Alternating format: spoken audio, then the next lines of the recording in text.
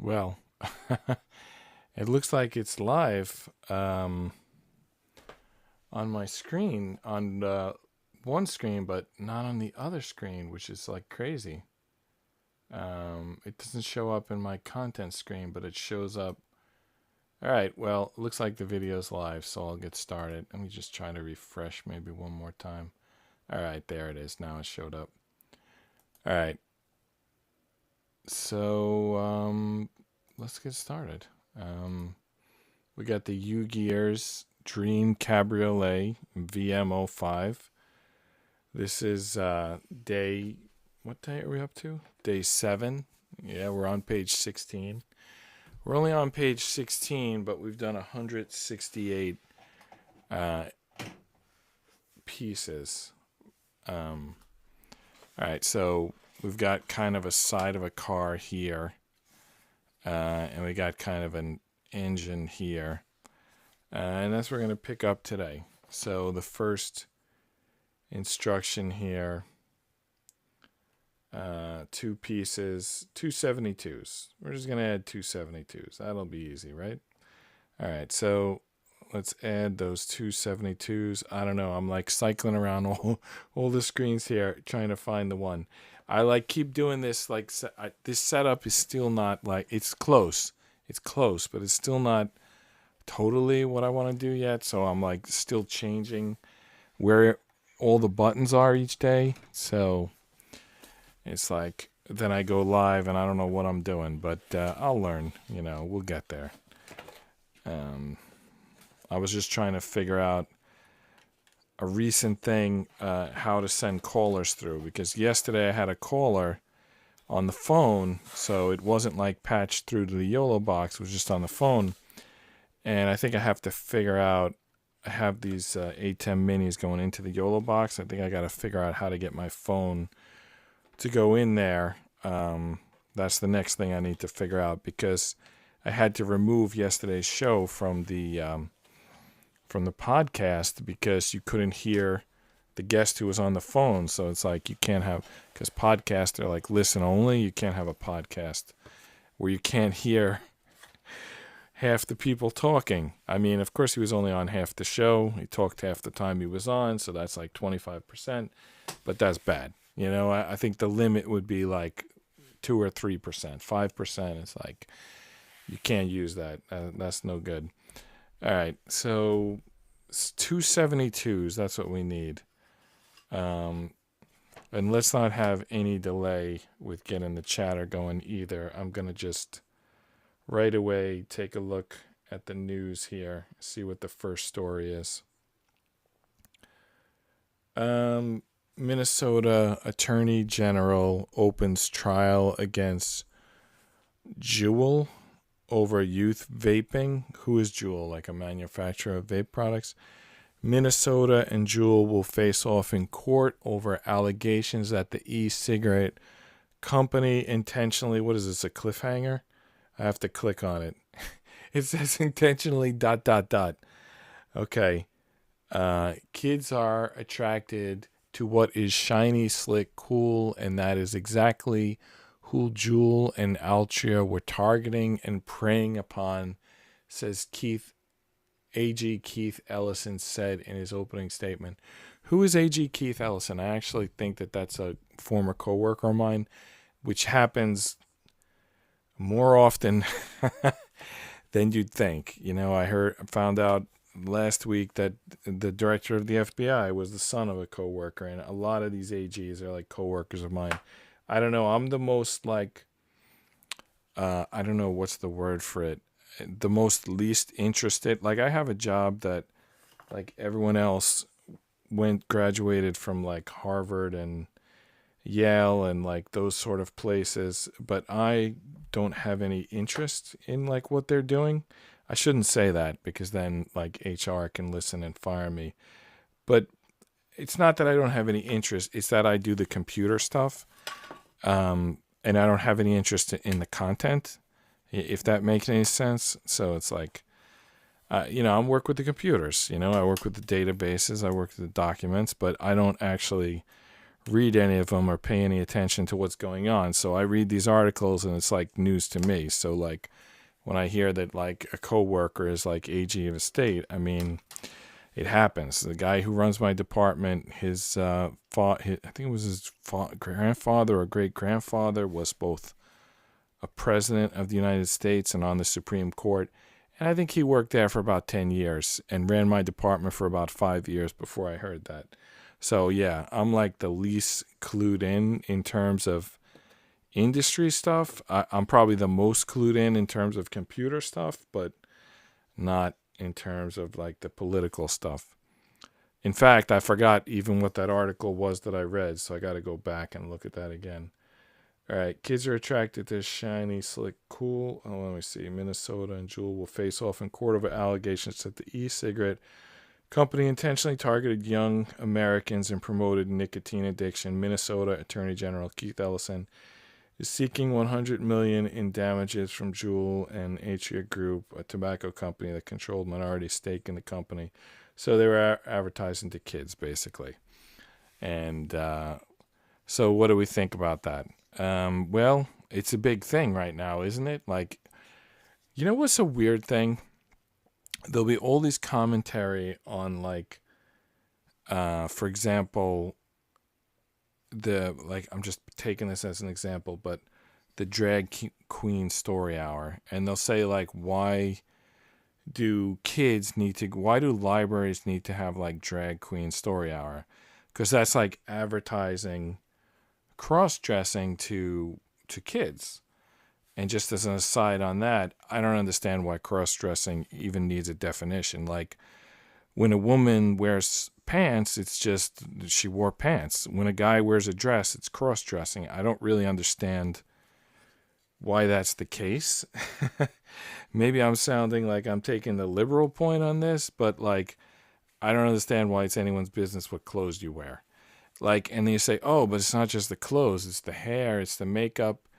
Okay, I have the same question. Like, why does hair and makeup define your gender? Like, I don't really get how those are even related. Like, if a woman has short hair and wears pants, nobody says she's a man. So why would a guy with a dress and long hair need to change his gender? I mean, just wear whatever clothes you want to wear. Just do your hair however you want to do it. I think rock stars have had long hair. As far as I could remember, there's like nothing controversial about it. Anyway, so the advertising to kids. So they were talking about advertising gender changes to kids, advertising vaping to kids, advertising drag queen story hour to kids.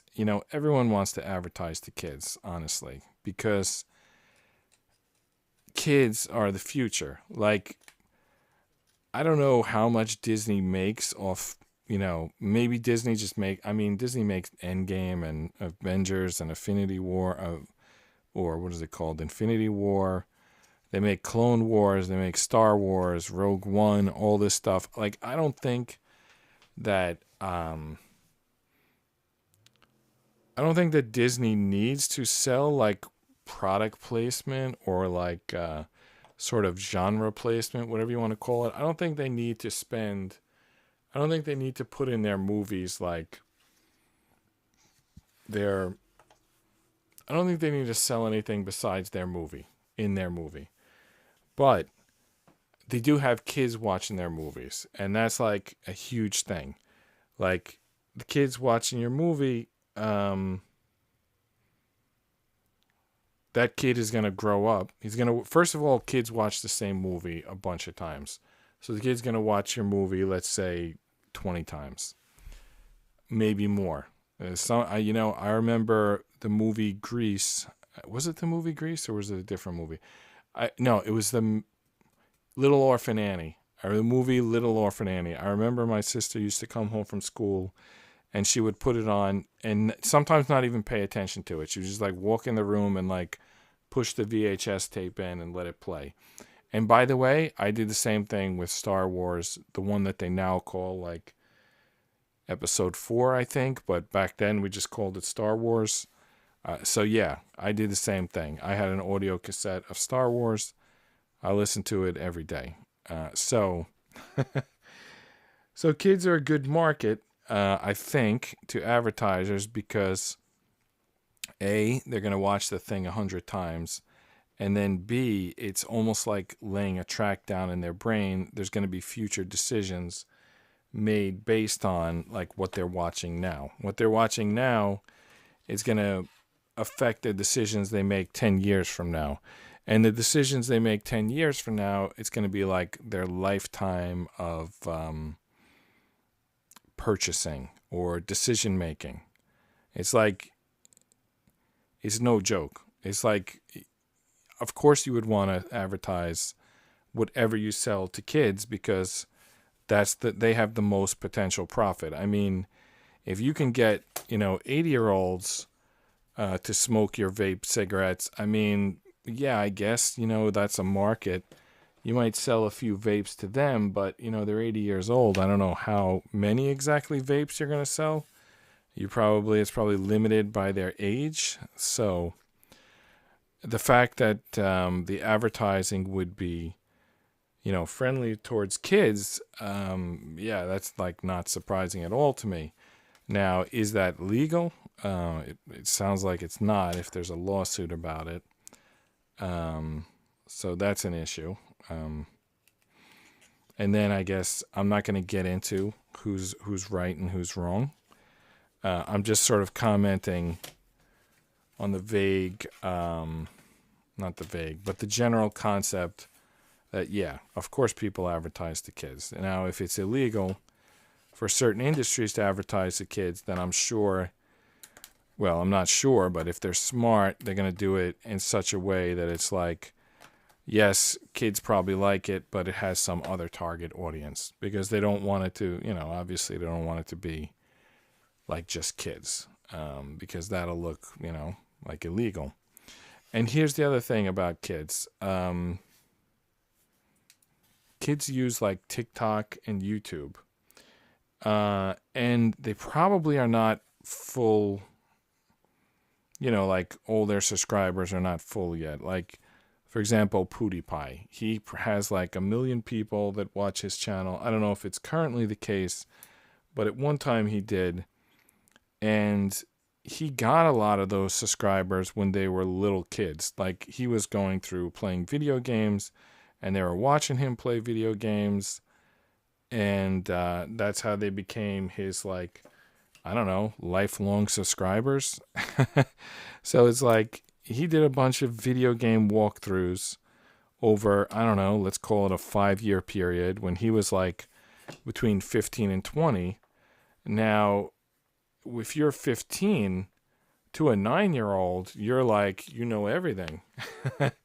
I mean, if you're 15 to a 9-year-old, you know a lot of stuff, but really you don't know anything. But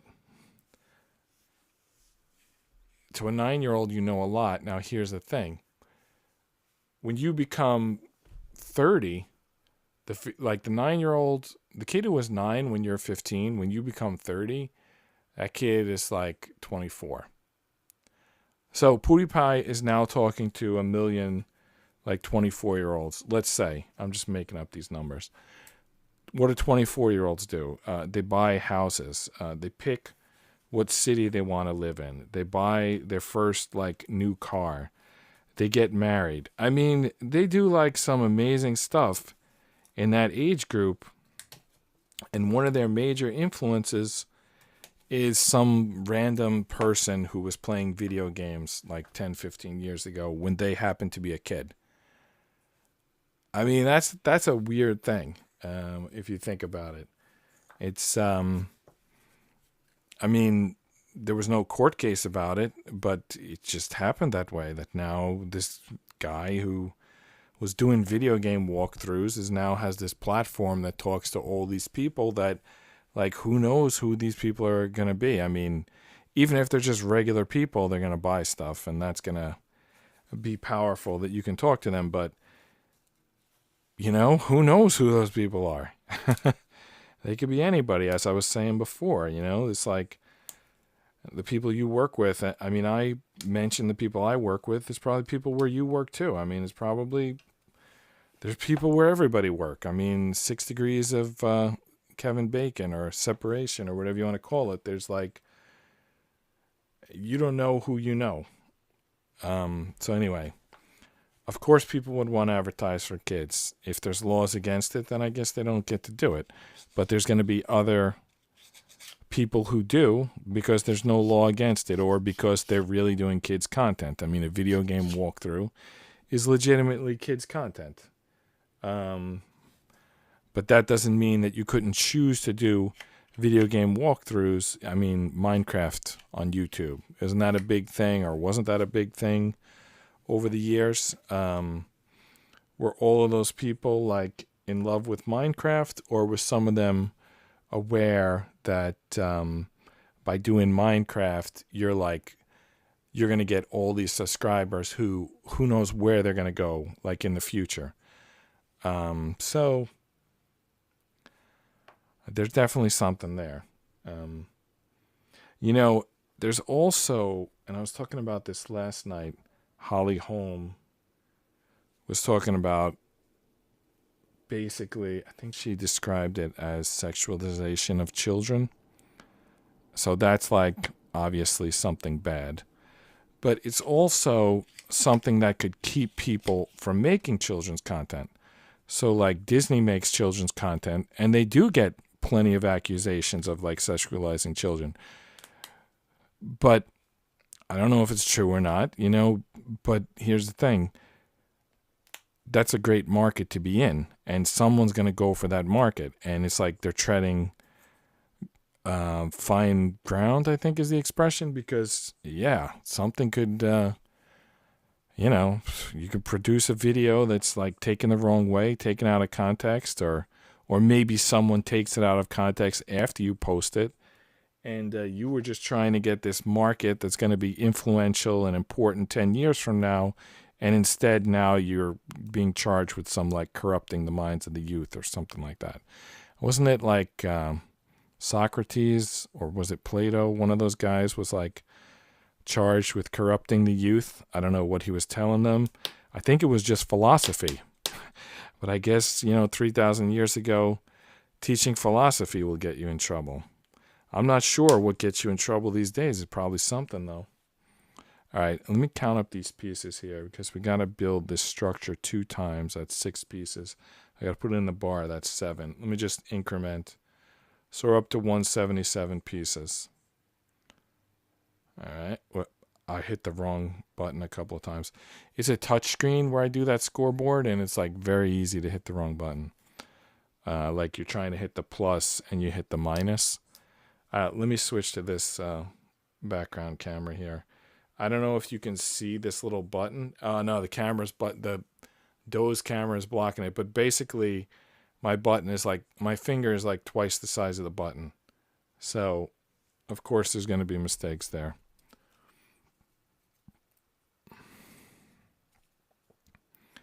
But you just have to watch and correct them as they happen. All right, we got one side in. So we got to, oh man, I just felt the splinter. I don't know what piece it came from, but I just felt this. Here it is on the ground. There's the splinter. So there it is. I feel like what's going on with my cameras tonight? My main camera is too close, and my close-up camera is too far, and it's basically like they look the same almost. Let me at least zoom the close-up camera in a bit. Actually, it's a button control. Here, I'm going to switch this camera. You could watch me do it, although if you're listening to the podcast, you can't. Anyway, okay. The only problem with that is I was on that camera instead of the camera where you can see the zoom taking place. Let me do another hit from here. All right, so I did like 3 touches of the, you know what? I think we can get closer still. I don't want to mess up the picture and have it start getting fuzzy, but there we go. So this splinter just broke off of here. I don't know where exactly it broke off. I don't see any splinters missing. Oh, I do, actually. And I would never see this with my eyes, but I see it on the monitor. It's right here. It's like one layer of the plywood flaked off. I think we'll survive. I think it'll be okay. All right, now I gotta compare to the instructions. Do I have this piece go in the right direction? Yeah, I do. All right, let's grab the next piece, build the next piece. But while we do, let me see what's the next story in the news.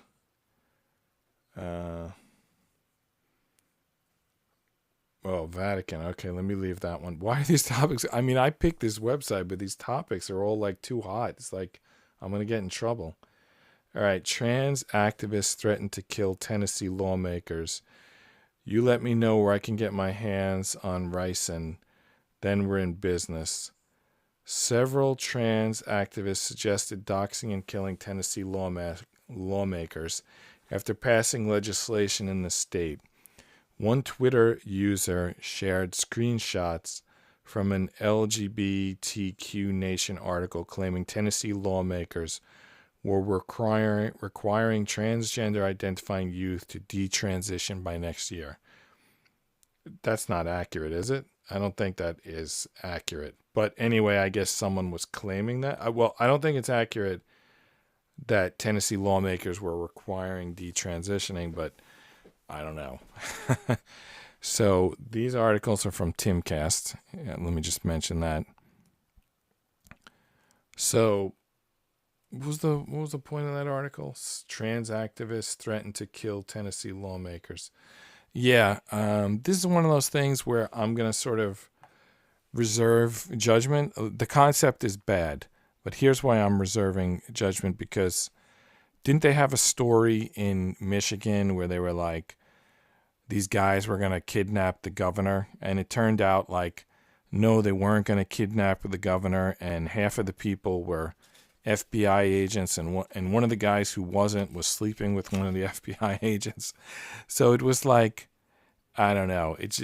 There was like nothing really there. I shouldn't say that officially. I mean, it's someone else's job to determine that. But the impression I got is that these guys, we were being told that these guys were going to kidnap the governor when nothing like that was ever going to happen. It's sort of like January 6th. It's like we're told that it was like an armed insurrection. Well, nobody had any guns, and the only shot that was fired was by the police, and it was fired at an unarmed person, so I'm not sure how that exactly is an armed insurrection.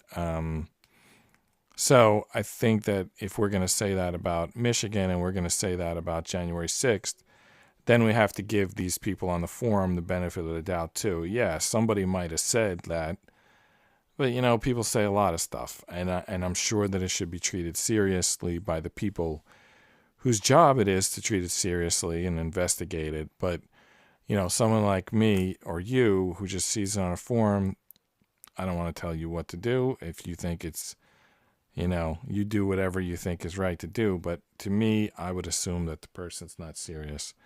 But at the same time, if the laws of the moderation say something, then I guess you have to say it. But I think that when whoever's job it is to investigates it, I think they're going to find that there's nothing there. Because, I mean, who would shoot lawmakers? I mean, that's insane. Who would do that? I think it happened in Jonestown. Does anyone remember Jonestown? I think they shot, it might have been a senator, or at least it was a representative. He went down to, I don't remember exactly where their camp was, but it was somewhere in South America. And 900 people from America went down. Maybe it was even more than 900. They went down to live in this Jim Jones camp. And some congressmen went down there because family members of some of those people were saying, go check this camp out. They're a cult or something. So the congressman goes there. He checks it out. I don't know what he found because he never got to give his report because he basically was killed. Like he was going to go to the airport and he was going to fly home and he was going to report what he found, and somebody killed him. I think it was people from Jonestown, and then Jonestown, if you haven't heard this story before, you're going to be shocked. It was like 900 people drank this Kool-Aid with poison mixed into it. And you might have heard the expression, some people will say, like, drinking the Kool-Aid. And I believe that's a reference to people who will do anything that their leader says, because Jim Jones told these people drink the Kool-Aid and they drank it and they all died. But you know what? That could be not the case as well. I mean, there's actually a very recent example of a bunch of people following someone who they think is doing good for them and ingesting, not exactly ingesting, but taking something into their body that they really don't know what effect it's going to have. So these Jim Jones people, I guess it had the effect very quickly and everyone saw what was happening, but what if the thing was like, didn't happen that quickly, and people are just saying, oh, it's good, it's great. You take this thing and you feel better. You don't get sick anymore. But then maybe a year, 2, 5 years later, people are developing problems. I don't know. I'm just speculating. That would be like the same situation, because I guess they didn't go down to South America and live in bungalows, but it's the same idea that they put their faith in like some leader who, who knows if that leader's good or not. I'm actually having trouble with this piece that I'm trying to get here. It's not going in. I'm going to try putting it on the table and pushing down on it, but I'm worried that I could break the piece. It's actually happens a lot with these Ugears puzzles. There's some other puzzles where the pieces are too loose. Ugears, the pieces tend to be too tight. I'm not sure which is better. Ugears, they stay together, but sometimes they're so tight that the gears don't turn. So, I'm on the fence here. I don't know which is better. I haven't decided yet.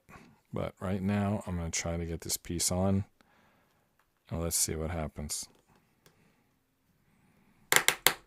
All right, I got it. I don't know how like a 90-year-old grandmother doing this puzzle would put these pieces together, because I put a lot of force into that, and you heard the sounds it was making as it went on. I don't know if the sounds came through on the mic, but just trust me. It made some sounds. It wasn't easy. All right, the next instruction. 277s. So we're going to take this thing, which we built. By the way, okay, all right, for a sec I had a moment of panic thinking I built it like upside down, but just flipped it over. Okay, so this looks right. Let me just take another close look here. I think that looks right. So anyway, we're going to add 277s to that. So that's 179 pieces. Where are these 77s? I see them right here. 277s. All right.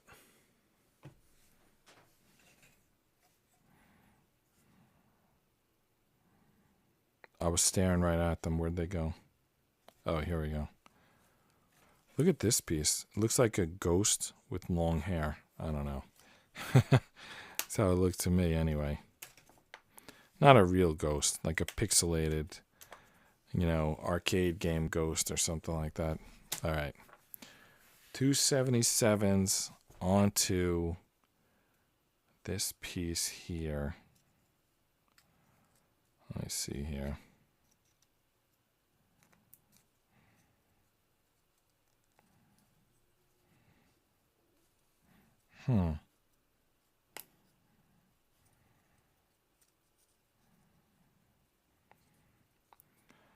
So, what am I interested in, by the way? If I'm not interested in politics and some of that kind of stuff. Of course, everyone's interested in politics when there's an election, but like when there's not an election, Like, who are the people who are still interested? Those are the people who are into politics. And then there's the people who are into sports.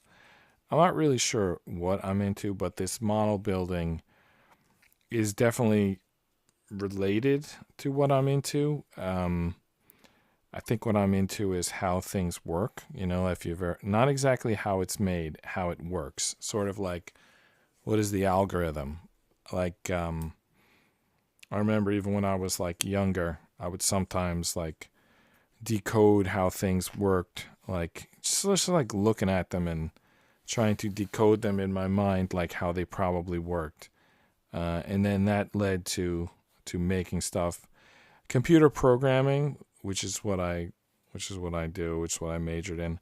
Anyway, when I first did my first computer programming, was, I don't know, maybe 10 years old, something like that. And this was in the 80s, probably mid 80s. So computers weren't that good back then. They had some like blocky stuff, but mostly it was like text based, like line by line type of things.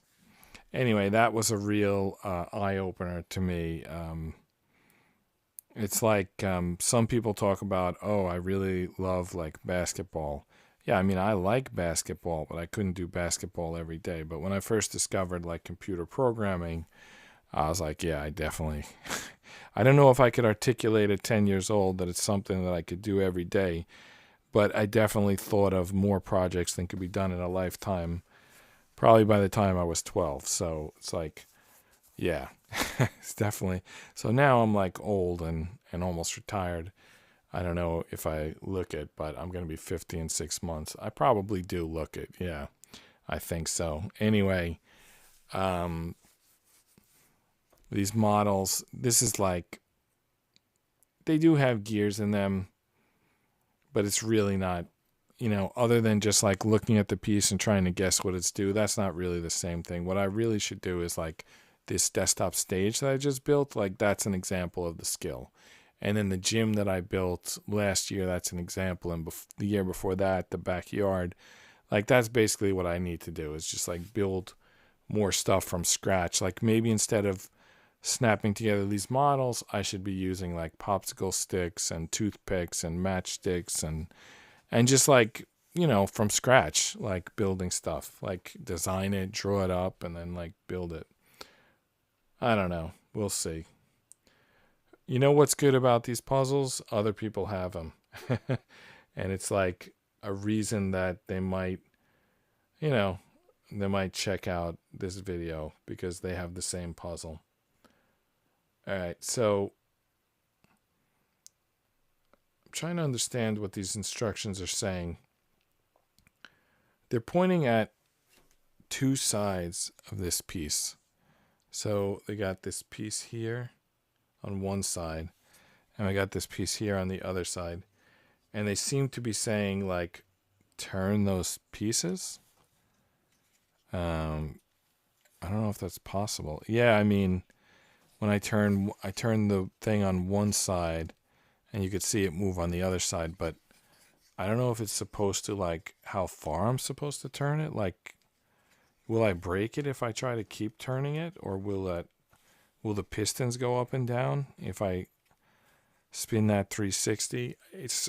I feel like it's breaking if I keep spinning it. All right, so let's use that skill I was talking about and try to decode what's happening here. All right, so these are going like a pattern, a sine curve kind of pattern, and they're connected to these things which go through here. They've got pistons on they're not really, they are pistons. They've got little circles on the end just so you can see something. I lost one of the circles, but basically, so if you spin this, then it causes those things to go up and down. But can you turn it completely around? How will that happen? Yeah, you should be able to. And it pulls like one set in. And, well, it pulls it in from this side and pushes it out that side. While the next one, it's like pushing out that, like pulling in this side, pushing out that side. So yeah, you should be able to turn this, but that assumes that all of these inside connections are turnable, meaning like they're properly waxed and they fit in there without splinters and stuff. Maybe I should try to wax them right now because it doesn't feel like I can turn them. Let me take another look here at what happens on top. Yeah, they need to turn. These pistons are not doing anything. All right, let's get in there. Oh, okay. If you get in there with your fingers, you absolutely can move them, but that's not how it's supposed to work. Let me just get it to spin around once. I'm worried that if I get it to spin around, everything's gonna knock out. Like start ejecting pieces. Let's see here. All right, so that's gonna pull this down, right? Well, it's not happening. It's not turning. At least not more than a few degrees. All right, so looking at this instructions, I definitely indicate that it's supposed to turn. So do we force it and break it? Or do we force it, think we're forcing it, and then be pleasantly surprised that it actually works? A piston just ejected. Put that back in. All right, so they go the same way. All right, I'm going to try to do it. I'm going to try to flip this over. Nope, it's not happening. Let's try the other direction. It feels like it's happening in the other direction, but no. Maybe just because we worked it one direction first. Yeah, there we go. We did it. We turned it. Do you see it turning? Man, we are grinding and breaking those pieces. It's broken in half. We broke it in half by turning it. So that was a fail. And we ejected 3 pistons. So I'll tell you right now, those pistons aren't going to do their thing. So we looked in there. We read how it's supposed to work. And then we tried to turn it, and it didn't work. Now, that's not a failure of understanding. That's a failure of the materials.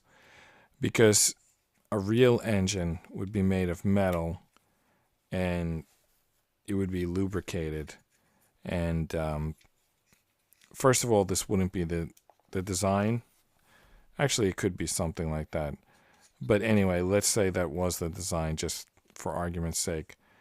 It would be metal pieces, and they would be lubricated, and they would turn.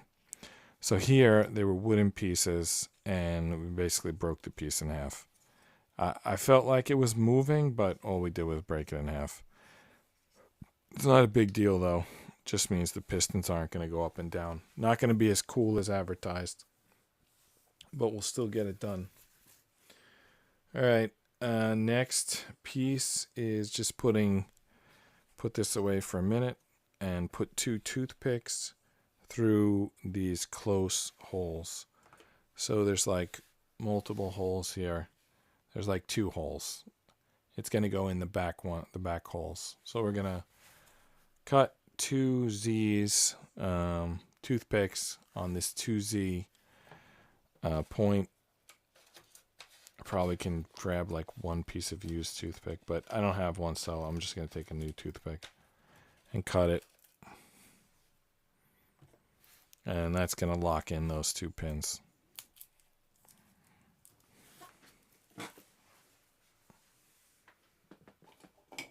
All right. What's the next news story? So, yeah, trans actress threatened to kill Tennessee lawmaker. So we never finished that because I'll tell you, I had another thought on that. Wasn't there a trans shooter in Tennessee recently. There was like, what was that story? There was a shooter in Tennessee who looked like a female and had a name like a female, but identified as trans. So it was at least like at a minimum like trans solidarity. Yeah, we got to watch how that case develops, because that could be a case of, you know, I don't know what you would call it. I mean, on January 6th, they called it insurrection. It's basically taking the law. Like vigilante is when you take your law into your own hands in like a personal way.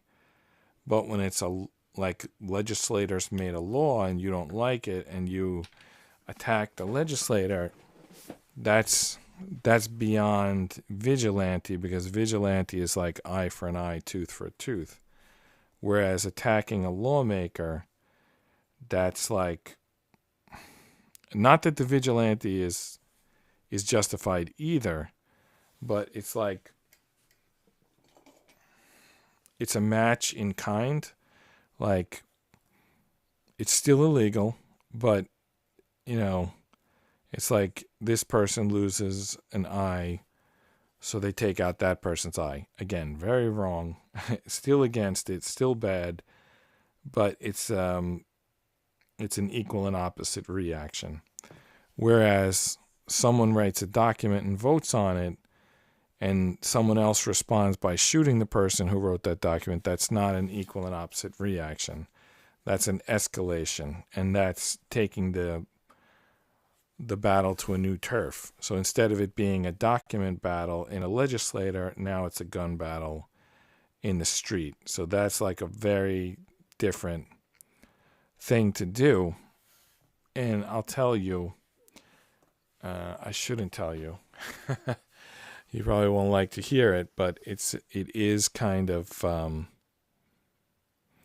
person who there's no way to say this without getting in trouble, especially in this day and age, but like, let's just put it in vaguer terms.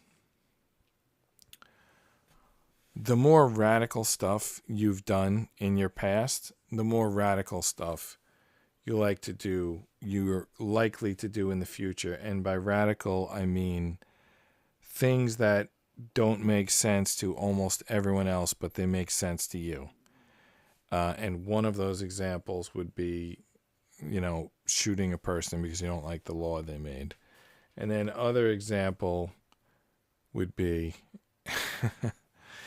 something I'm not allowed to say, but it's basically, let's just put it this way. You're doing something that 99% of people wouldn't do. And no matter how, much you are on the right side of the history, it's still an indication that you're doing something that most people wouldn't. And some people say, well, most people don't found companies either. Most people don't win Olympic gold medals either, And I think that that's true. That is true. But those are positive examples. And you might say, well, but what example is negative? Yeah, I guess I'm not allowed to say what's positive and what's negative. That's why I'll describe them as dramatic. And I think that the person who founds their own company and wins Olympic gold medal, there could be dark sides to those type of things. I mean, even though those are good things to do, the person who founds their own company could also be the person who's like a warlord in a post-apocalypse time.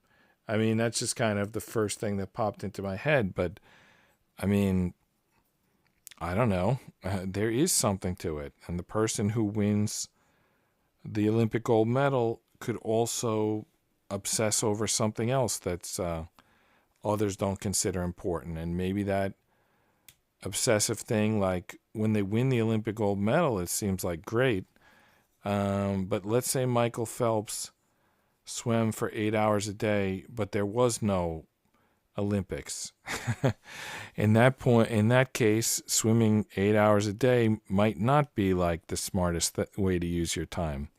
Like it only kind of happened to work out for him. It doesn't work out for, And it didn't work out just because he was obsessed with it. It worked out in many ways because he just happened to have the ability. Of course, he also put in the work. And if he hadn't, then someone would have beat him. But there could be other people who put in the work who don't have the talent. And they might look back and say, you know what, I probably didn't need to swim that much. Maybe I should have studied some more calculus, and maybe that would have paid off. Or maybe I should have joined some, honor society, and maybe that would have paid off. I don't know. I'm just saying there could be, just because something worked out doesn't mean it was a good decision. I guess technically it means that, but there could be other people who made the same decision and the odds were not in their favor and it didn't work out. All right, so we're up to page 17 now. And if you can believe it, they again want us cutting toothpicks. They want us cutting two, let me see here, two of this 3Z size and two of the 4Z. All right, so we're going to do that. And then they want us attaching this 78 and 269s. So if we add all that up, 4 toothpicks, a 78 and 269s, that's 7 pieces, which brings us up to 190 pieces. All right, so 78 and 269s. I saw those 69s. They were like tiny circles. I saw them on this sheet like a minute ago. Yeah, here they are. There's 269s. All right, grab those.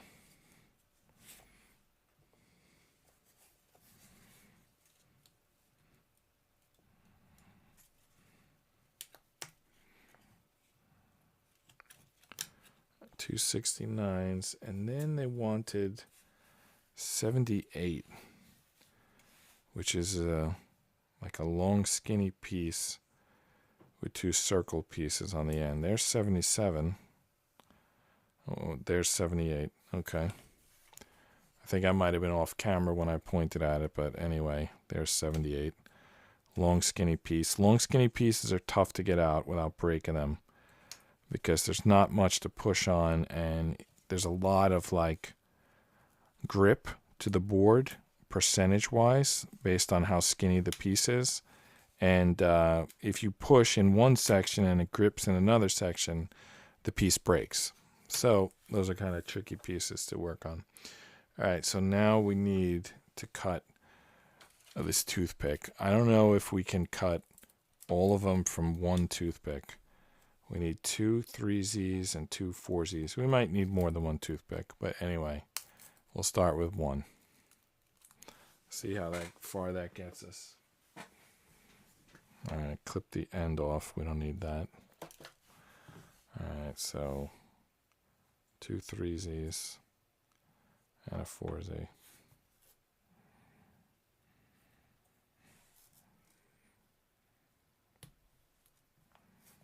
Wow, that was a jagged cut. It's like a splinter on it. All right, 3Z. Let's get another 3Z. I guess for the second 3Z, I could just measure it to the first one, but I'm not sure how accurate the first one was. All right, there's another 3Z. Now we need 4Z. So it's a pretty long piece, that 4Z. I need that piece extra long for some reason. And then I think to do a second 4Z, all I got to do is sort of cut the pointy piece. Oh, man. It flew away. Where did it go? Oh, there it is. Okay. Oh, my goodness. Okay. All right, so I think we just got to cut the pointy edge off of this piece. And then we'll have another 4Z. Yeah, that's all we need to do. I'll just make sure the backs are lined up almost. All right, there we go. I cut the tip off. Well, anyway, the pointy part off. All right, so now we got, what do we got here? 2 3Zs, 2 4Zs, And then we got 78 and 2 69s. So we're going to drop the 3 Z's into the 69s. Then we're going to push the 78 on top. And then it's going to connect, I believe, here to these 2 open holes here. I believe so. All right, so let's just start all the pieces. Do we dare bring up another news story? Let's do it. While I'm working on this, let's just quickly check the news here. All right. Oh, that Pope one. Yeah. I don't know where that's going to go, but I know that I'm Catholic and I don't want to mess up.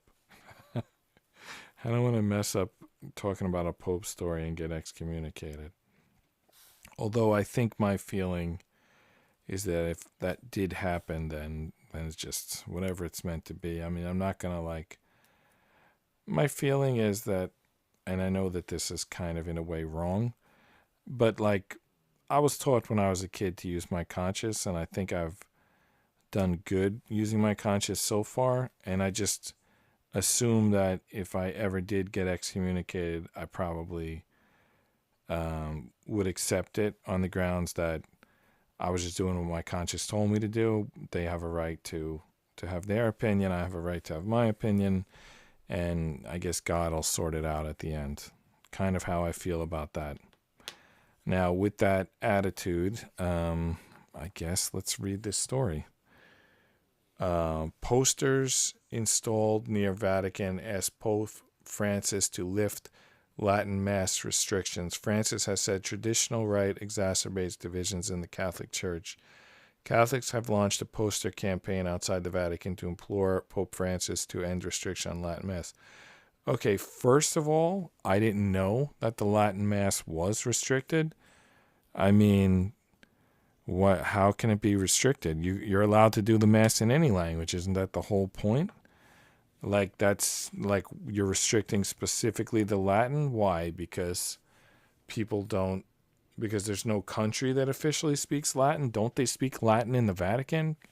I thought they told Latin Masses. I thought the Vatican was one of the places that was famous for doing Masses in Latin. How could it possibly be that you're not allowed to do Latin Masses? I'm just confused more than anything by this story. I thought they did Latin Masses in Rome. I'm really confused now. Did they not do that? Why did I think that for my 49 years? They don't do Latin Masses in Rome? In fact, they don't allow other people to do it? I'll tell you what's the freakiest thing about that story that's popping in my mind right now. Wasn't there another story last week where the FBI was targeting Latin people who did Masses in Latin? They were targeting Catholics, but specifically Catholics who did Masses in Latin. Wasn't that in the news a couple of weeks ago? I don't follow all of the news, but I probably followed that one because I'm Catholic and because, the FBI was in the news for so many stories lately that it's on my radar. So that's weird. There would be, maybe one is a reaction to the other. Which started first? Or maybe one got in the news and then it got on the other one's radar. I don't want to assume that it's anything more than a coincidence, but dang. The Pope is being told, people are petitioning the Pope to do Latin Masses at the same time that the FBI is cracking down on Latin Masses, which, by the way, that's insane.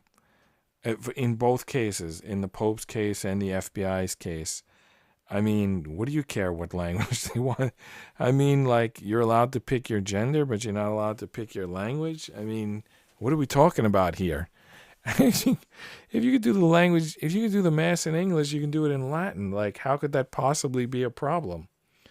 To force the people to do Latin, that would be a problem. But as long as they have a choice and they can choose what language they listen to the Mass in, I don't see what the problem is.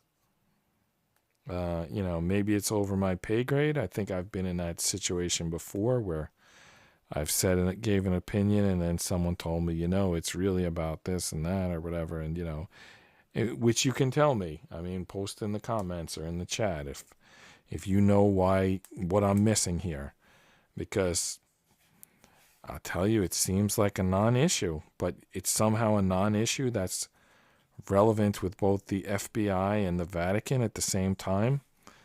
What? Does the Mass sound different in Latin?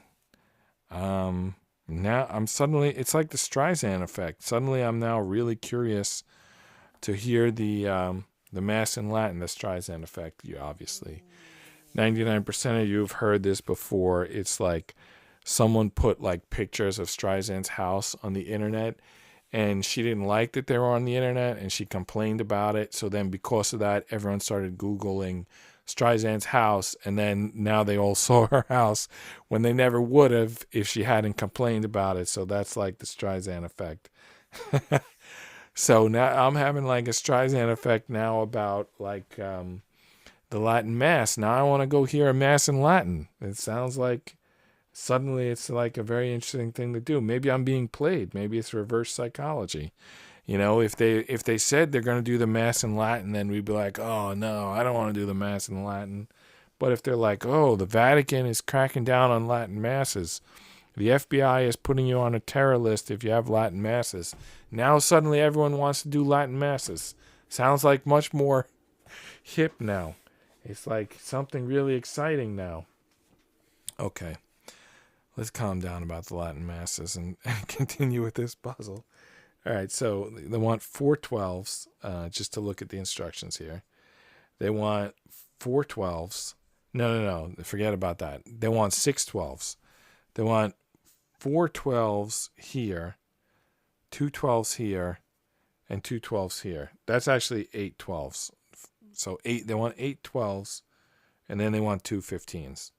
So you know what? We're definitely going to need something else to talk about, because we're adding 8 12s and 2 15s, and they're just a bunch of circles that we need to punch out sand and wax. This is like not the sort of thing that is going to be, there's not much puzzle-wise to talk about. This is clearly just we got to talk about the news while we do this. But anyway, that's like 10 pieces, 8 12s and 8 12s and 2 15s. So that's whatever that is, 10 pieces. And what are we gonna? Let's grab the next news story.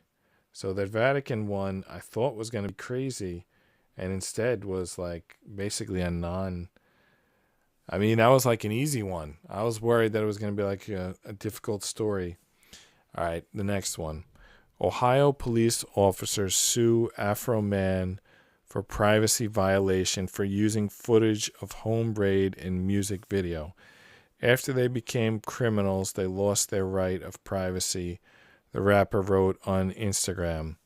Police officers in Ohio have sued rapper Afro Man for using footage of their raid on his home in a music video, citing invasion of privacy. Well, these issues are getting very specific, and I feel like they're becoming legal issues, not like opinion issues. Like, I don't have a legal opinion on this, but I'm just going to give my personal opinion.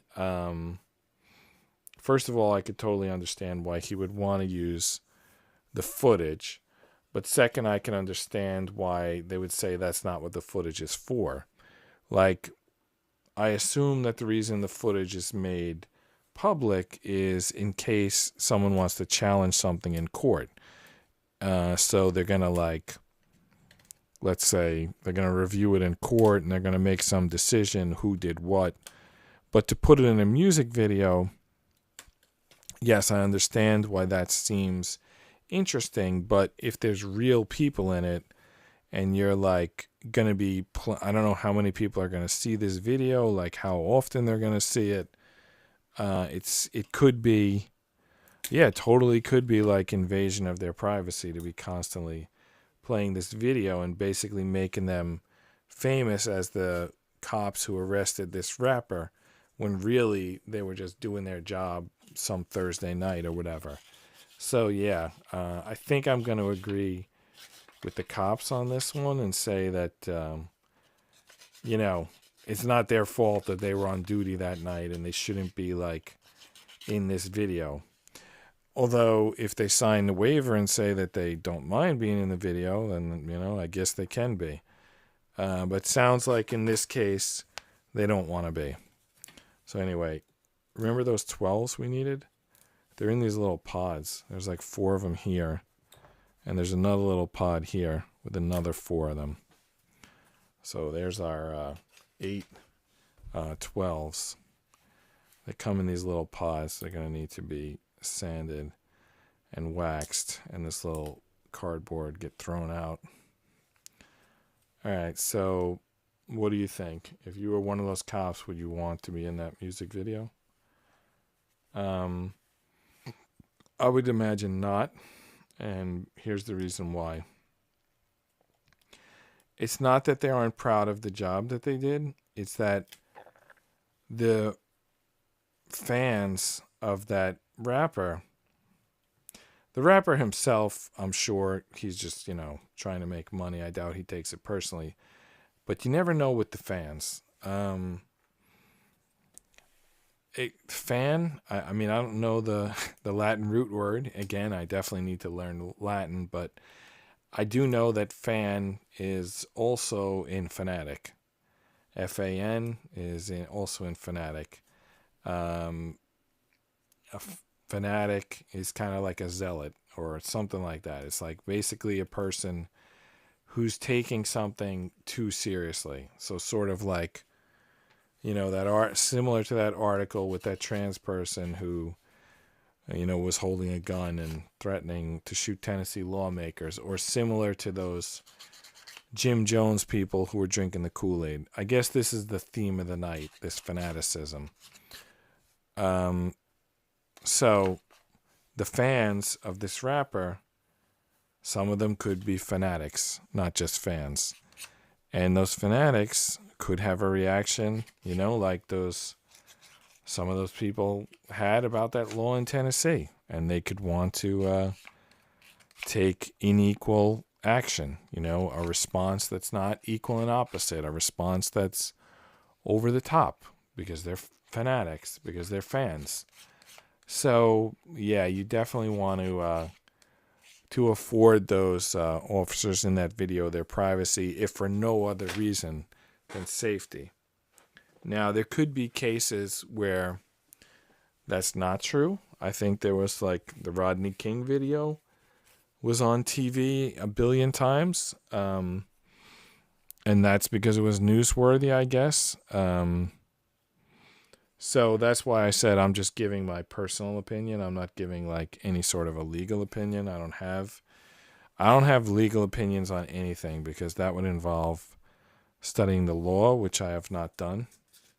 I actually am specifically against studying the law. Jesus said someone asked Jesus, like, what's the most important law? And he said there was 2, and the first one was to love God with all your mind, heart, and soul. And the other one was to love your neighbor as yourself. And that's like considered the golden rule, something like that. It's like basically Jesus reduced the commandments and the laws down to these 2 like principles.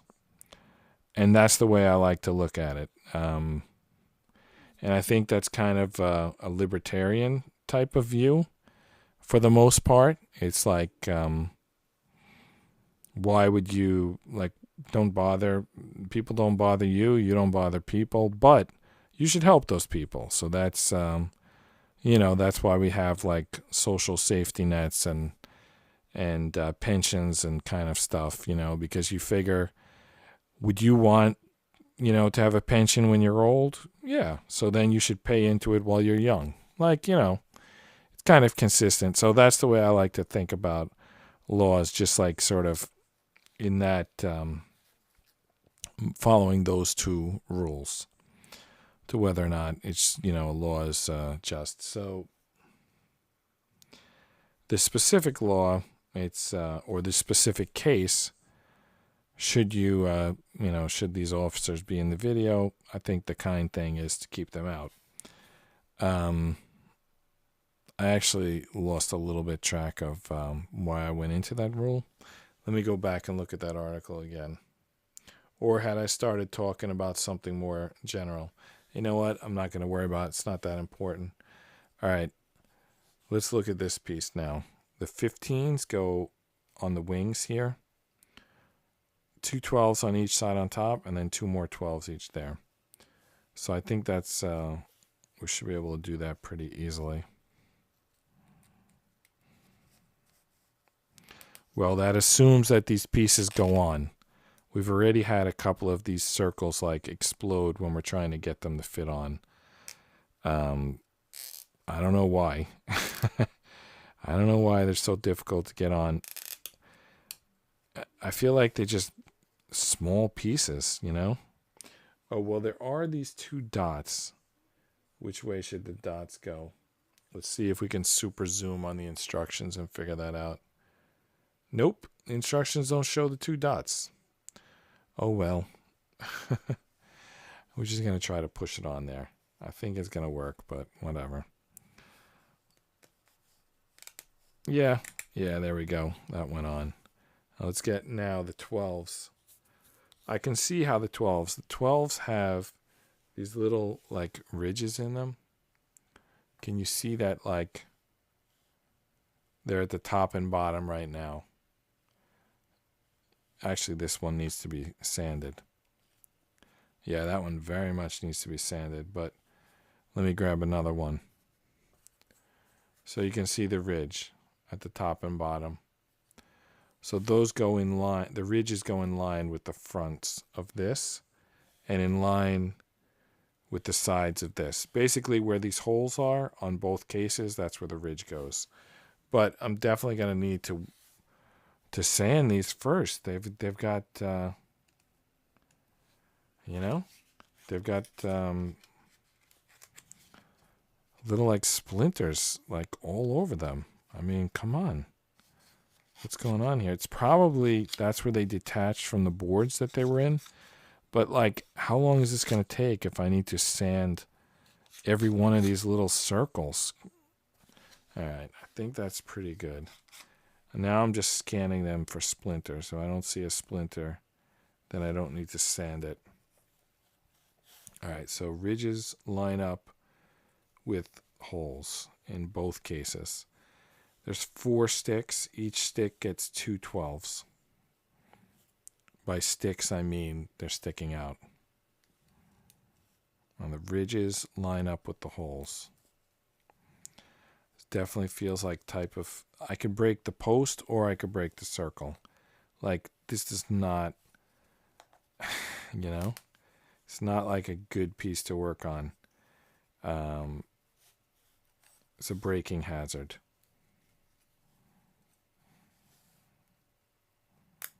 I'm going to try to wiggle it on like an inch at a time, which is going to be annoying, but maybe we won't break the piece. Maybe. Maybe we won't. Maybe we will. Honestly, that thing's not going any further, so I think right now we're looking at the maybe we will scenario. Let's try the other side. All right, I know what to do. I've been here before.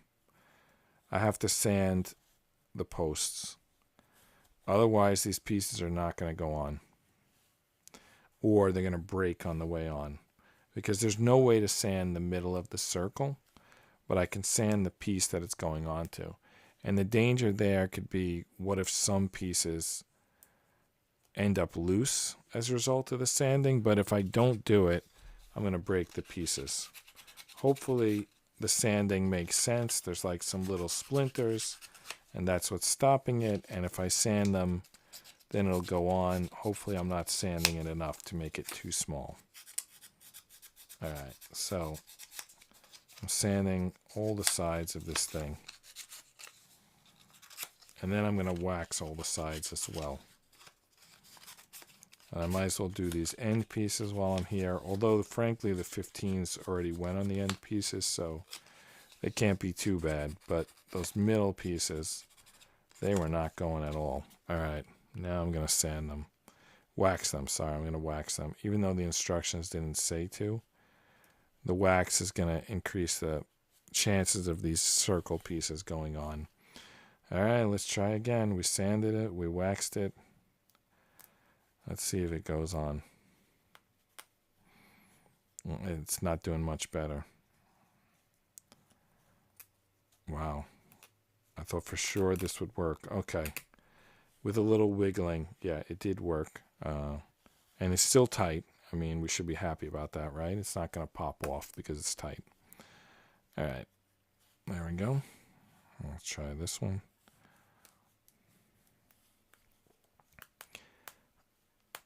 All right. Come on. Get on there.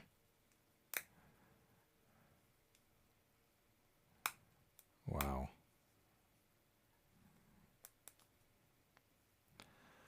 I'm trying to wiggle, meaning like I push one side, then I push the other side. Because I push them both, that's definitely the way to break the piece. But the wiggling seems to work. Even though, if you think about it, it shouldn't. It should be less restrictive when you wiggle, but for some reason it works. More restrictive, I should say. All right, the other side went on easy. Let's see the second one. All right, yep. That side was easy for some reason. Now the outside. Again, the ridges line up with the hole. Wow, this one easy too. So really it was only one post that was difficult. It probably did need to be sanded and waxed. All right, but that was the one we were trying first, which was so frustrating. Because there's 4 posts, but we managed to pick the one that was a pain in the ass. All right, last one. Last circle. There we go. Okay, that's on there. All right, what's next? Okay, so here it is. There's all the circles that we added. 8 12s. Wow. Okay, next 2 more 15s and a big piece called 79. So it's going to lock on. How does it go? I think it's these posts. Yeah. It's going to slide onto those posts from this orientation. It's going to slide on here. And then there's going to be 2 15s. I don't know if those 15s are going to sit in the middle or if they're going to act like locking bolts. Oh, you didn't see the instructions. All right, so there's the instructions. 79 is going to go onto this piece, and then it's going to be locked in with 2 15s. All right, so let's find 79 and 2 more 15s. By the way, I see something that looks like an axle, and that's piece 80, so that's not too far away. 79 is a pretty big piece here. Here it is. Well, not that. That's broken garbage. Here's 79. And actually, it has like 8 rubber band holders on it. If you can see them there. We know. Those circles with the little slits in them. Those rubber bands are going to catch on those. We've done a few of those already. All right, there's 79. Now we need 2 15s. That brings us to 203 pieces total.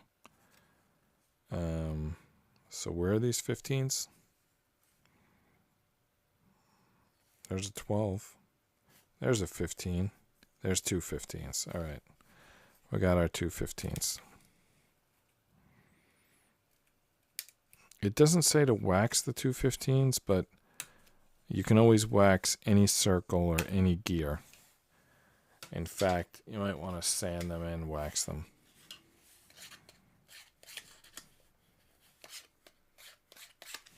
Okay. Sanded and waxed. By the way, one camera I haven't shown all night is the prize camera, because we don't have enough, the Wheel of Fortune. We don't have enough. We need like at least 12 people in the chat box so we can give away a prize. I'm just going to spin it there so you see how it works. That's like a whiteboard. I mean, I know it's blue and red, but it's kind of a whiteboard. You can write people's name on it, and then you spin it, and someone wins a prize. So eventually we're going to use that, but I don't know. We haven't used it yet.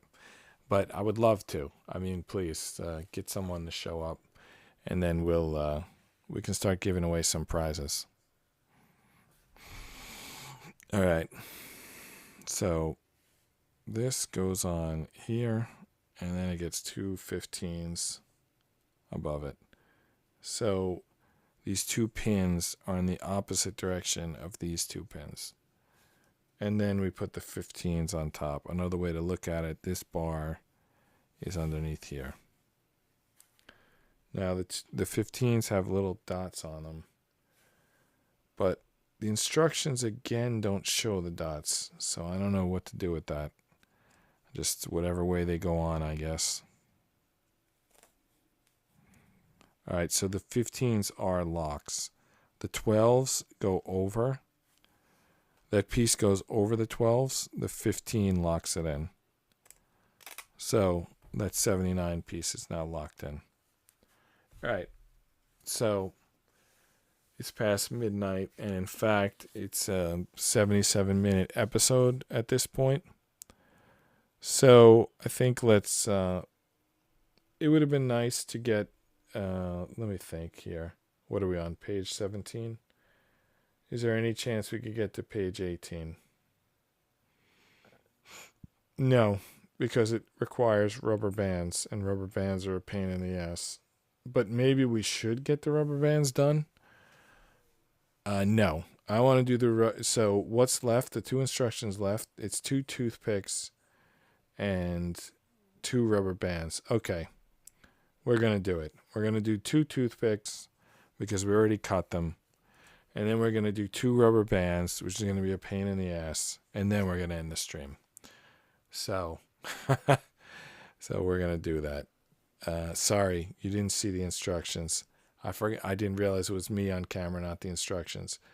So there's 2 toothpicks and then 2 rubber bands. And we're going to get that done right now. And then we're going to end the stream.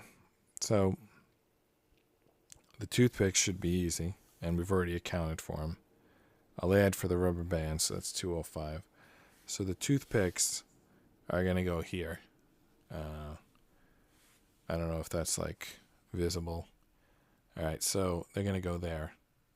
And the rubber band is going to go right above it.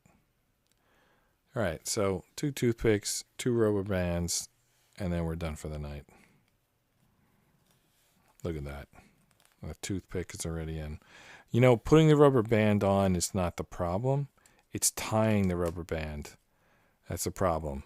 If you watch previous episodes, you know that they want us to tie rubber bands, and that's kind of an insane ask. But that's what they want. Instead of giving us the right size rubber band, they gave us a rubber band that's like too big, and they ask us to cut it and tie it down to size, which is insane. They want us to take a rubber band and cut it down, tie a knot, and then cut it down to 20 millimeters. Which, like, how am I possibly going to do that? All right, let's see if 20 millimeters is like the halfway mark. There's a little scale here. Yeah, it is kind of the halfway mark. So theoretically, if I tie this in half and then cut it right in the middle of the knot, so I would need the knot to have like a sort of a triple situation. And then if you can cut it right in the middle, then we'd have 2 20 millimeter rubber bands. But I don't know that we can do that. I'm not even an expert at tying knots. I don't know how to even go about that. All right, let's just try here. Just try anything. All right, so we got it in half. But how can we cut it without undoing these 2 knots? I'm not going to try. I'm going to get one rubber band out of this. And then I'm just going to do another one. All right, so is that 20 millimeters? You know what? It's a little big for 20 millimeters. Let's try the other side. The other side's about 20 millimeters. So that's it. That's one rubber band. You have to leave a little room because if you don't, the rubber bands will back out and undo. So hopefully we got enough rubber bands that we can keep like cutting them like this. We can always buy more rubber bands if we need to. Not a big deal. Definitely recommend tying them first, cutting them second. If you try to cut them first and tie them second, it's going to be a nightmare. I tried it the first night. All right, that one's also 20 millimeters. So that seems to be the method. Cut it in half. No, sorry, tie it in half and then cut it. That's the way to go. Okay, so we got our 2 rubber bands. Okay. Oh my goodness. All right, now we got our 2 rubber bands. I just needed to get it cut. There we go. All right. Now, how do these go?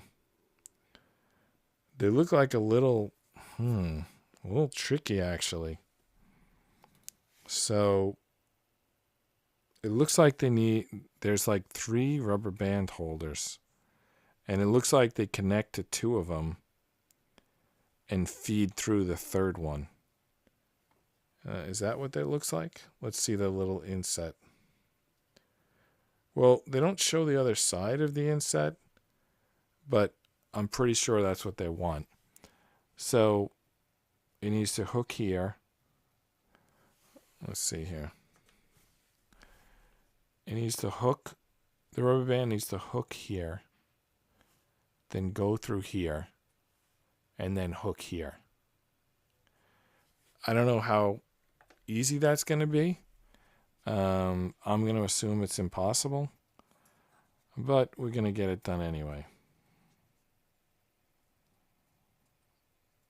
I think I might have to take my glasses off to do this. You know what I can do? I'm going to go to the close-up camera and I'm going to look at the monitor. That way I don't have to take my glasses on and off. All right. If we can even get the angle here to see this.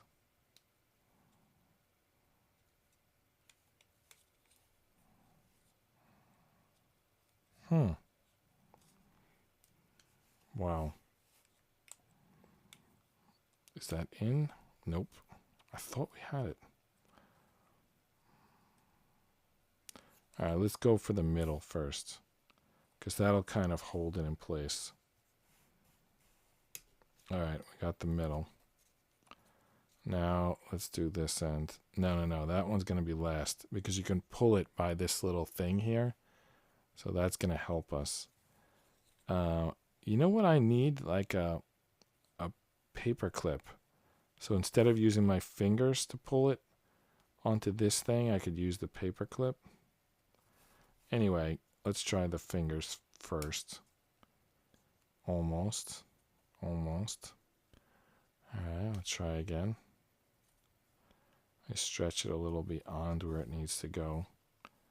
Pull this up a little bit. Come on, get on there. Get one side in and then the other side. Nope, didn't work. All right. Let's try the needle nose pliers. That should be as good as a paper clip, right?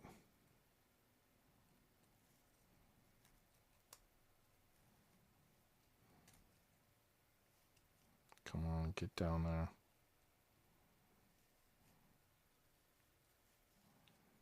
Wow, it's not happening. What do I gotta do?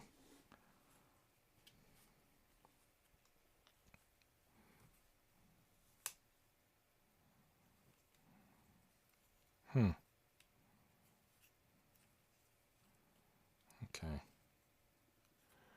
see if we can get this. I feel like I just can't keep saying that. It's like, yeah, oh yeah, of course we're trying to get it. We're clueless in how to do it, but we're trying. Wow. Okay. Let's try again. All right, I'm going to take the glasses off. I might go off camera, but at least I'll be able to see what I'm doing, and that should help.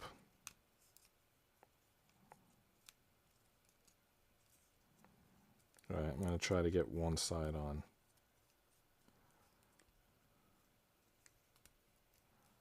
Come on.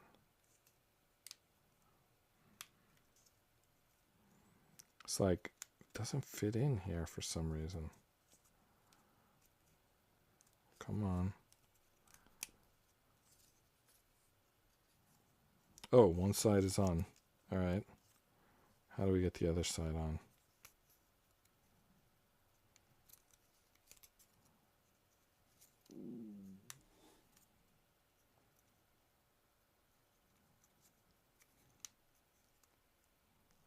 Come on, come on.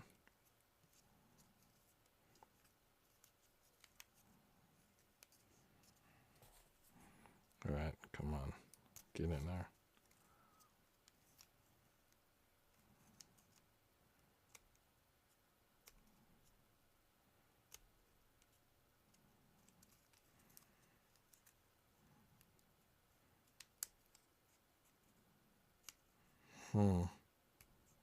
It's not happening.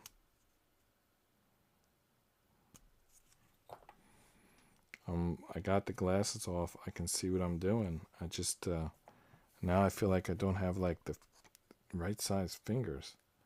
You know what why that paper clip would help? I'd be able to feed it through this hole here and then grab it and pull it down the other side. As it is now, I'm going to try just like pushing it with this thing, but I might break it. No, I got it done. I was worried I was going to break the rubber band, but that actually worked.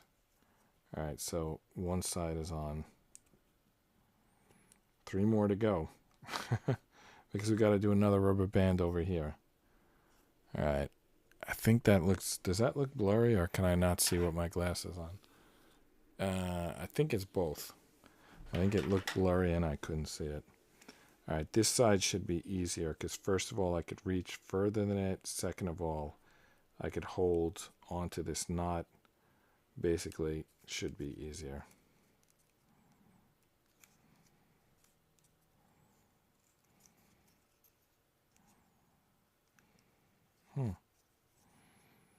Guess not. In fact, it might be tougher.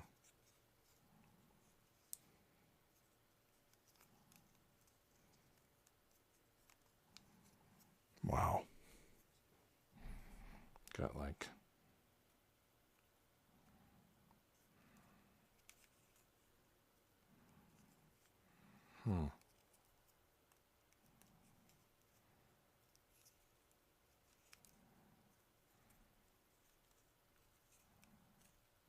Felt like I had it for a second there. All right, there we go.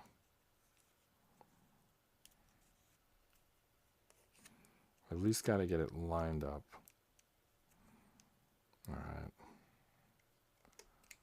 Dude, I feel like I'm hitting the camera. But I think I was hitting the camera behind where the picture-in-picture is. Just hopefully I didn't scratch the lens. All right. I got to switch to the non-picture-in-picture for a second. But you know what? Maybe I didn't hit the lens. Yeah, maybe I just hit like the body of the camera. All right.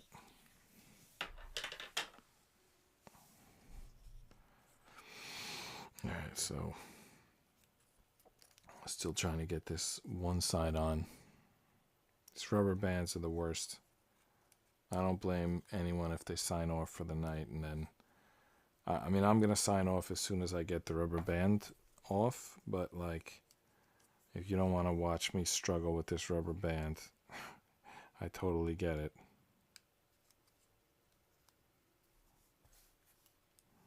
All right, I'm going to reach through the bottom, grab it with the needle nose pliers, and pull it down. And hopefully it engages. goes in there.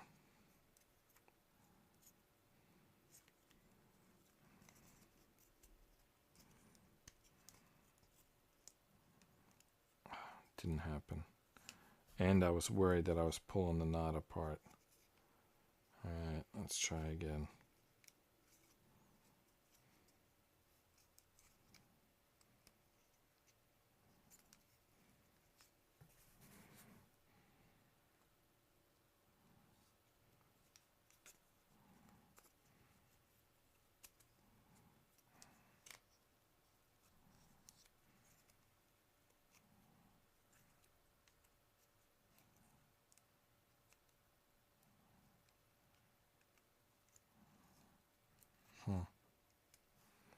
Alright, now I'm going to try just holding one side with the needle nose and just pushing it right into where it goes.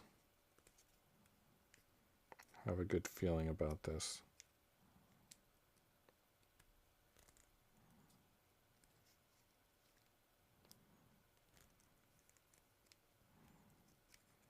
Well, it didn't go in. Second attempt. Oh, I think I severed the rubber band on that second attempt. Basically, the needle nose pliers like held it too tight.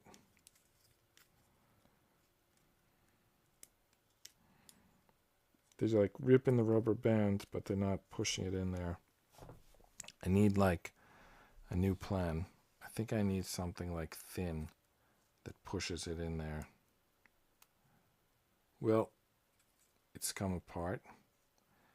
I think I'm going to push it in, and then retie it.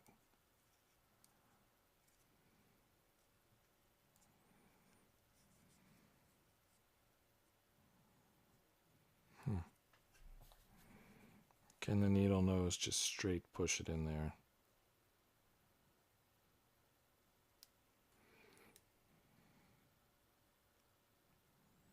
Wow. Nothing is working. The other one, I'm going to leave this side. Now, the other one, I'm going to do this side first, and I'm going to use this. Because I think over here, I'd be able to get it to happen, but it's not happening here on this side. All right, I got one side in. Let's try the other one. All right. I think for the other one, I got to feed it down here.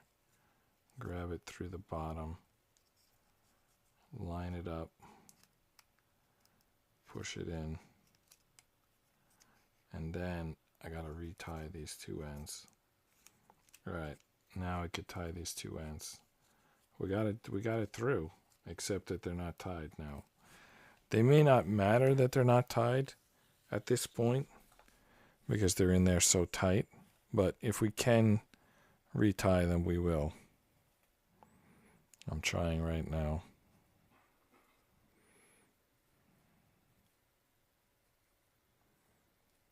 All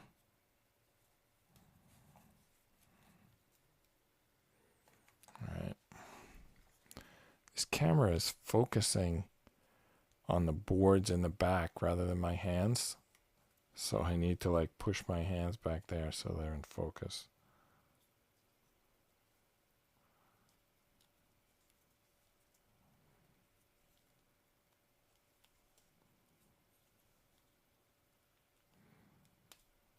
All I'm trying to do is tie a knot in the rubber band.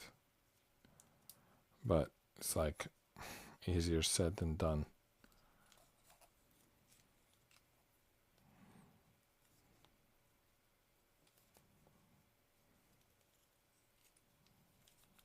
Definitely cannot see what I'm doing.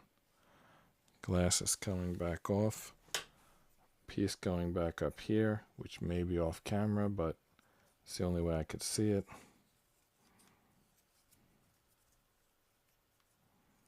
I think we just got to get one more loop and this will stay.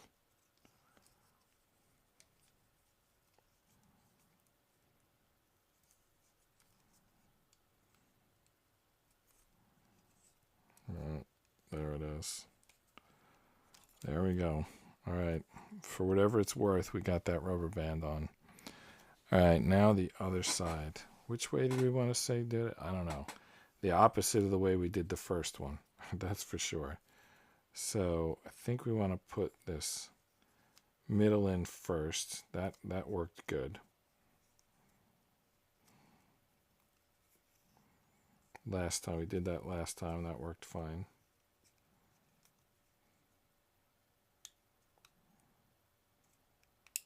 All right. And then we did the loop second, which was fine, except that we want to do the loop on the other side this time because you can't get your fingers here, but you can get them here. So by leaving this one for second, we'll be able to pull on the knot and get it in there. Now, how to get this here? I think we got to just line it up and then push it in with the needle nose. That's how we did it at the other side. All right, let's do that. I'm just going to push it right in there. Nothing fancy. Just shoving it right in.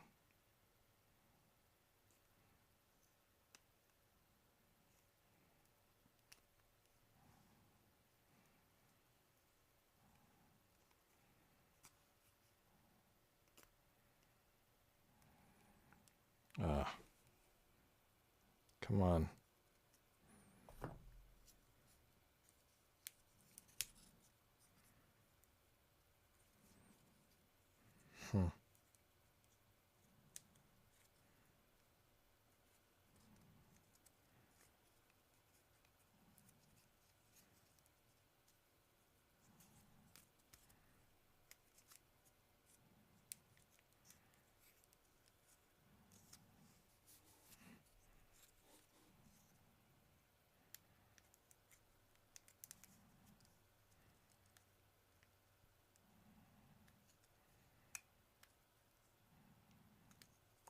Come on.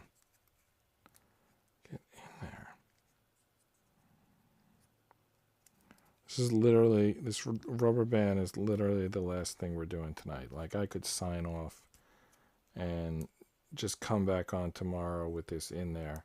And you know what I could do? I could take it off camera, say, oh, I got it, and then close the stream. And then show up tomorrow with the rubber band on because it's the last thing we're doing, so what's the difference? And I'm considering doing that if I can't get this on soon. All right. Let's try using this sandpaper because it's very skinny. Maybe we can use it to push the rubber band in. It's not strong enough. We use a credit card. It's actually not a credit card. It's like some fake card.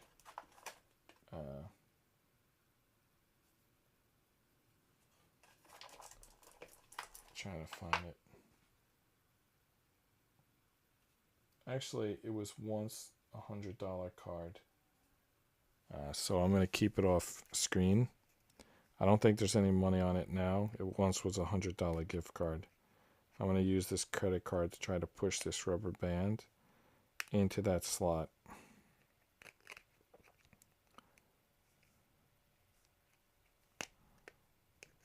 I think the paper clip idea would have worked. I got to keep a paper clip on the desk.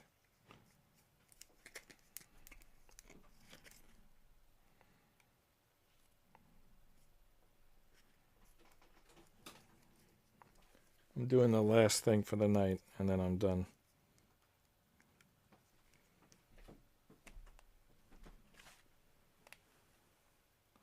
Just trying to get this rubber band to fit into this thing. By the way, you see how I'm speaking natural? I somehow haven't mastered the art of speaking natural when there's no one in the room. It's like a much more difficult thing to do than you would think. So I'm like bothering you? No, opposite. I can speak well with you in the room. When you're not in the room, I can't speak like my real voice. I like do a whisper, as Enzo's been saying. I'm saying. You take comprehensive that someone will hear what you say. Though you like transmitting it anyway. I think I just naturally speak louder when there's someone listening. And even though I know that there's someone listening, someone could be watching this like 10 years later, it's just not like programmed, you know? So basically, I'm saying the fact that you're here, my voice sounds better. And then when there's no one here, I lapse into a whisper because it's like I'm talking to myself. All right, I'm going to get the side we were trying to save for last. I'm going to put that on first just because I got to get something done. And that seems doable.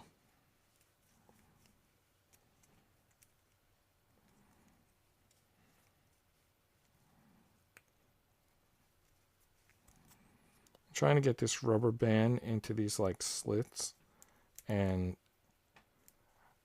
they go, but it's not easy to do.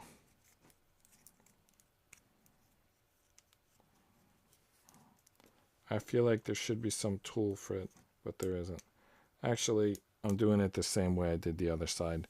The knot came undone, and I'm just going to tie it. Retie the knot. So with the knot on, it wouldn't go. So that means I have to try on the side without the knot. I also have to do like one side at a time. Like that's the way to do it. That's the only way to do it, it seems. And then I'll retie the knot.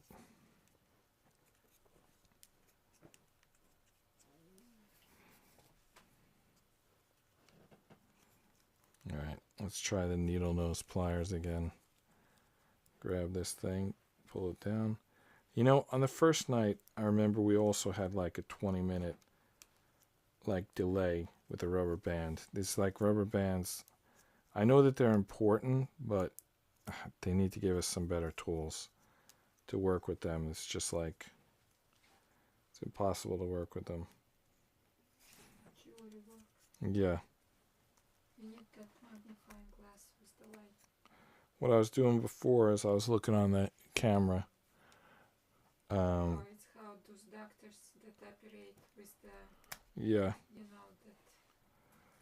I just pulled a chunk out of the rubber band. You know what? I need to get, like basically when I use the needle nose plier, I run the risk of pulling a chunk out of the rubber band. Yeah, those doctors, they like work on the computer screen. They look the computer screen and they don't see. Yeah.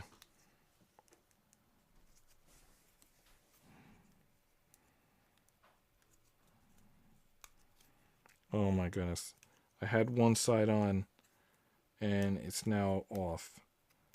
While I was trying to get the second side on, I pulled the first side off. This is a nightmare. I feel like, should I cut the other side in half? Because it seems like, although then I'll have to retie both sides, it seems like when you do one side, you can get them in there, but when you do two sides, you can't. The other idea is pull both sides through one slit. Both sides of the rubber band through one slit. Alright, I got one back on just by trying to do that. Now I guess I'll try to do the other one correctly. And then if I can get the other side in, all that's left is to retie the rubber band. Nope. Every time I try to do the other side, I pull the first side out. You probably heard it like pluck out. Alright. I got one in. I got them both in. I think. Almost. I think it's in.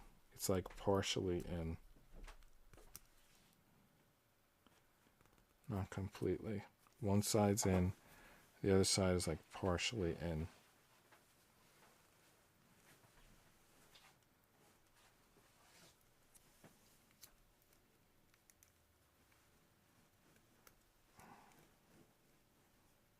This other side just like won't go in. Alright, it's in. Now I just gotta retie this knot and then we're done for the night. Alright. I don't know if it even really matters retying this knot. I don't think this rubber band's coming out regardless. And I think that in the process of retying it, attempting to retie it, I could pull it out of the lock. So I almost feel like it's not worth retying it. But I'm supposed to, so let me give it a shot. Do you have any guests on schedule? I'm asking you if you have any guests on schedule. Today? No. No, like any, I don't know, maybe this week, next week. I gotta line some up. I would love to. I'd be happy to. It's much better than just saying, I'm trying to get this piece to go in.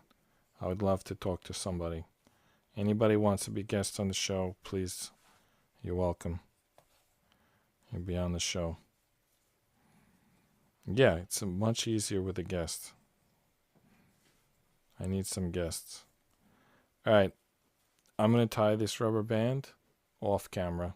You'll just have to, tomorrow I'll show it. It'll be tied. For tonight, I'll say good night. See you tomorrow.